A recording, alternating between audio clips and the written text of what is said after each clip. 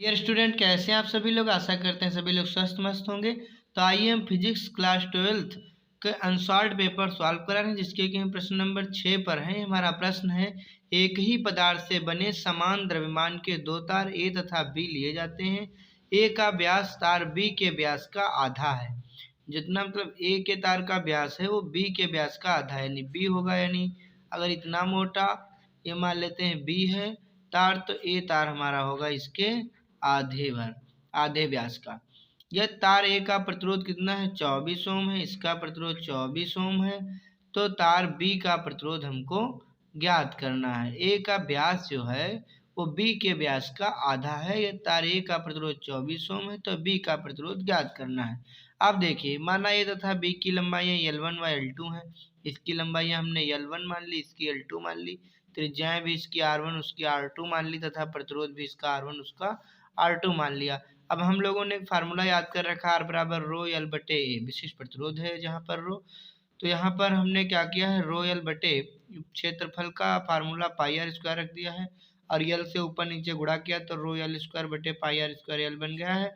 और ये पाई are square L कह लीजिए या पाई आर स्क्वायर एच, ये आयतन होता है बेलन का, तार भी बेलनाकार होता है, इसलिए यहाँ पर जहाँ वी तार का आयतन है तो रो एल स्क्वायर बटे वी हो गया है। यहाँ हम अगर इसको R1 बटे R2 में 2 निकालेंगे तो R1 बटे R2 हो जाएगा। इधर सारी वैल्यूज कट जाएंगी, यहाँ पे सारी वैल्यूज रो और वी कट जाएगा, लगातार आएगा क्या, L1 बटे L2 का होल ऑफ स्क्वायर, जैसे कि यहाँ पे स्क्वायर है।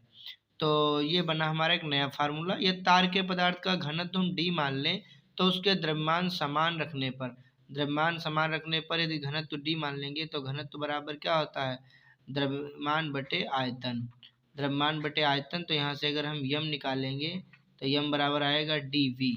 तो ये हो गया हमारा dV, मतलब d ये हो गया, और v मतलब ये आयतन हो गया पाई आर स्क्वायर L1। और इधर भी ये d मतलब उधर का भी घनत्व हो गया दूसरे तार का, और इधर पाई आर स्क्वायर L2।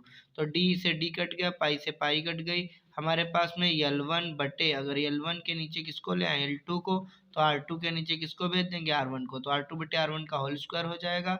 और यहाँ पर हमने पहले ही बता दिया था कि जो इसका व्यास होगा वो और इसका व्यास दुगना होगा, मतलब बी वाले का क्या होगा, हमने इसका व्यास होगा 2D मान लेते हैं, इसका होगा मतलब 2D, तो इसका होगा केवल D। तो यहाँ पे देखते हैं, यानी R1 वाले का अगर D1 है तो R2 का D2 है। तो R1 का अगर होगा 1 तो R2 का कितना होगा 2, यानी B वाले का कितना होगा 2, दोगुना।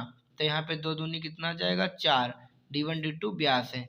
तो L1 बटे L2 का मान कितना आ चुका है हमारे पास में, 4 आ चुका है, समीकरण 2।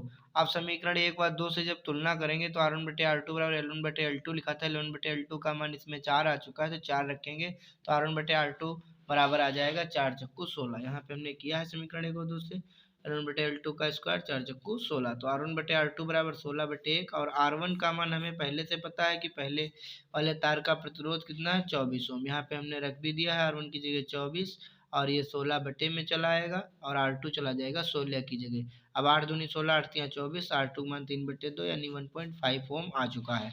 अतः बी का प्रतिरोध 1.5 ओम होगा। तो ये वीडियो समझ में आया होगा। मिलते हैं नेक्स्ट वीडियो में आगे के प्रश्न लेकर के, तब तक के लिए धन्यवाद।